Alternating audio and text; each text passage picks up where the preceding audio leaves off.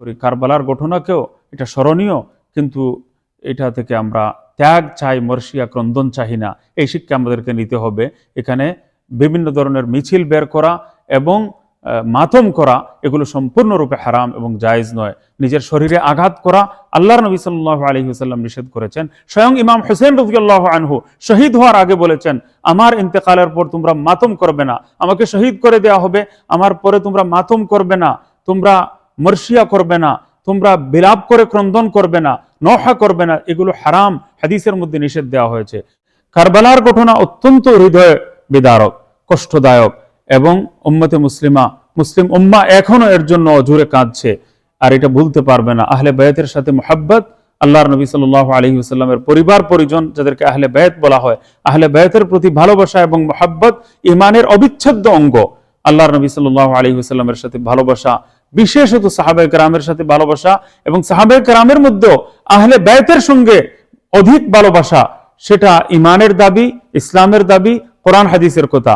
হযরত ইমাম হুসাইন রাদিয়াল্লাহু আনহুর কথা আল্লাহর নবী কি বলেছেন? হুসাইন মিন্নি ওয়া আনা মিন হুসাইন, হুসাইন থেকে আমি, আমার থেকে হুসাইন, আমার শরীরের অংশ, জান্নাতের ফুল।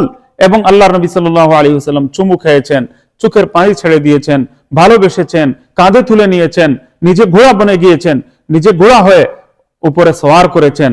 সুবহানাল্লাহিল আযীম। ইমাম হুসাইন রাদিয়াল্লাহু আনহুকে, ইমাম হাসান রাদিয়াল্লাহু আনহুকে যেভাবে ভালোবেসেছেন, সুতরাং আল্লাহ আহলে বায়াতের মুহাব্বত, হাসান হুসাইনের প্রতি মুহাব্বত, এটা ঈমানের অঙ্গ, ঈমানের অংশ, এর মধ্যে কোনো কম্প্রোমাইজ নেই। কিন্তু কারবালার ঘটনাও খুব হৃদয় বিদারক।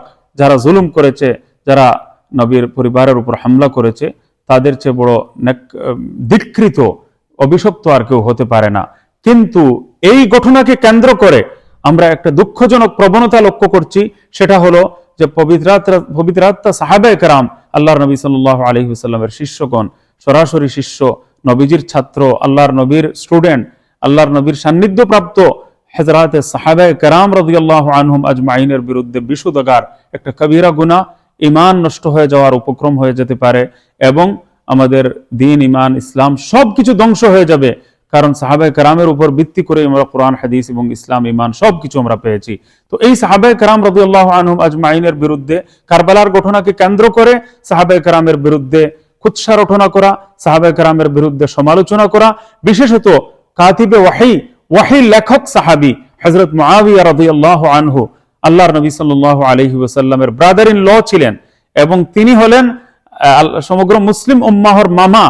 আল্লাহর নবী সাল্লাল্লাহু আলাইহি ওয়াসাল্লামের ওয়াইফ, নবীজির স্ত্রীরা হলেন উম্মতের মাতা, উম্মতের মা, আর নবীজির সাল্লাল্লাহু আলাইহি ওয়াসাল্লামের পবিত্রাত্মা স্ত্রী, উম্মত জননী হযরত উম্মে হাবিবা রাদিয়াল্লাহু তাআলা আনহা ছিলেন হযরত মুআবিয়া রাদিয়াল্লাহু তাআলা আনহুর আপন বোন।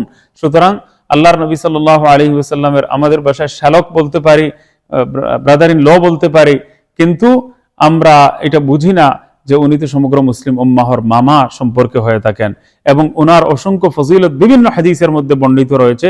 মুসলিম উম্মাহর যে উত্থান ঘটেছে, ইসলামের শৌর্য বীর্য যেভাবে প্রতিষ্ঠিত হয়েছে, যেভাবে ইসলামের বিজয় পতাকা উড্ডীন হয়েছে, যেভাবে সমগ্র বিশ্বব্যাপী ইসলামের বিজয়ের ধারাবাহিকতা অব্যাহত গতিতে এগিয়ে চলেছিল এবং শান্তি, নিরাপত্তা, সুশাসন যেভাবে হযরত মুআবিয়া রাদিয়াল্লাহু আনহু প্রতিষ্ঠিত করেছিলেন, এগুলো নিয়ে কেউ আলোচনা করে না। মুসলিম উম্মাহর কত বড় সম্পদ ছিলেন, কত বড় 40 বছর যার রাজনৈতিক দক্ষতা এবং প্রজ্ঞা দ্বারা মুসলিম উম্মাহ একাধারে উপকৃত হয়েছে এবং সাহাবায়ে কেরাম তাকে সহনশীল, মুজতাহিদ, হযরত আব্দুল্লাহ বিন আব্বাস রাদিয়াল্লাহু আনহু বলেছেন, ইন্নাহু রাজুলুন ফাকিহ, অনেক বড় মুজতাহিদ, তিনি নিজেই বড় মুজতাহিদ। সুতরাং ইজতিহাদি খাতাও যদি তার কাছ থেকে হয়ে যায়, তবুও সমালোচনা কোনোভাবেই জায়েজ নয়। ঠিক একইভাবে অন্যান্য সাহাবায়ে কেরামের বিরুদ্ধে বিশুদ্ধগার এবং সমালোচনা একটা কবিরা গুনাহ এবং সাহাবায়ে কেরামের উপর যদি আস্থা আমরা হারিয়ে বসি, নাউযুবিল্লাহ, তাহলে কোরআনের উপরও আস্থা থাকবে না, হাদিসের উপরও আস্থা থাকবে না, পুরো দ্বীনে ইসলামের উপর আমাদের আস্থা হারাতে আমরা বাধ্য হব। সুতরাং আমি বলবো যে এই কারবালার ঘটনাকে কেন্দ্র করে, মুহররমুল হারামকে কেন্দ্র করে সাহাবায়ে কেরামের বিরুদ্ধে বিশুদ্ধগার করার যে দুঃখজনক প্রবণতা এবং গুনাহে কবিরা এখন সমাজের মধ্যে ছড়িয়ে দেওয়া হচ্ছে, এই ষড়যন্ত্র থেকে পুরো মুসলিম উম্মাহকে